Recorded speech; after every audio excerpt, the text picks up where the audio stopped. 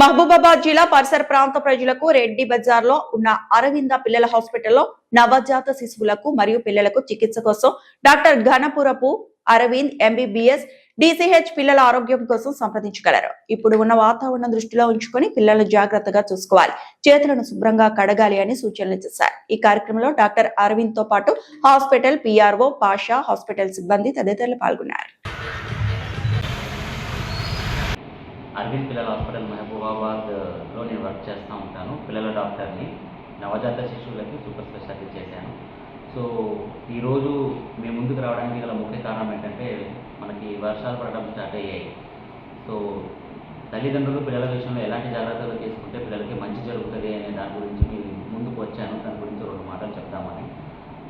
So వర్షాలు పడుతున్న చోట నీళ్ళు ఎక్కువగా నిల్వలు ఉండడం జరుగుతుందండి. సో నీళ్ళు ఎక్కువగా నిల్వలు ఉంటున్న చోట దోమలు ఎక్కువగా తయారవ్వడం జరుగుతుంది. ఆ దోమల వల్ల పిల్లలకి డెంగ్యూలు, మలేరియాలు ఇలాంటి రకరకాల వ్యాధులు వచ్చి ప్రాణ నష్టం జరిగే అవకాశాలు ఉంటాయి. సో ప్రభుత్వమే కాదు, తల్లిదండ్రుల యొక్క బాధ్యత కూడాను చుట్టుపక్కల నీళ్ళు నిల్వలు లేకుండా చూసుకోవడం, పొదలు ఏమన్నా ఉంటే పొదలు క్లీన్ చేయించుకోవడం అనేది మన వంతు బాధ్యతగా మనం కూడా స్వీకరించి అలాంటివి కొన్ని చేయాలి.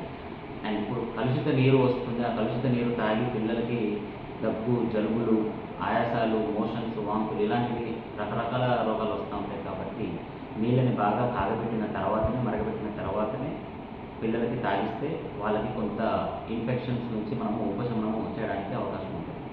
చుట్టుపక్కల వాళ్ళకి ఎవరికైనా దగ్గు, జలుబులు ఉంటే వాళ్ళు కూడాను మిగతా వాళ్ళకి సోకకుండా ఉండడానికి మాస్క్ ధరించడము ఇలాంటివి కూడాను పిల్లలకి మీరు నేర్పిస్తే కొంచెం చక్కగా ఉంటుంది.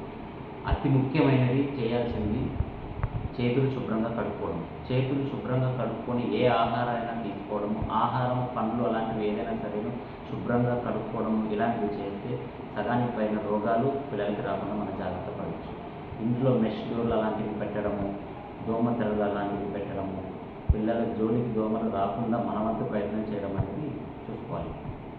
స్కూల్స్లో కూడా యాజమాన్యము తగిన చర్యలు తీసుకొని కలుషిత నీరు కాకుండా స్వచ్ఛమైన మంచి నీరు, తర్వాత చుట్టుపక్కల నిల్వలు ఉంటే కనుక నీళ్లు వాటిని తీయడం ఇలాంటివి చేసి పిల్లలకి ఎటువంటి రోగాలు రాకుండా వాళ్ళ వంతు సహాయ సహకారాలు తల్లిదండ్రులు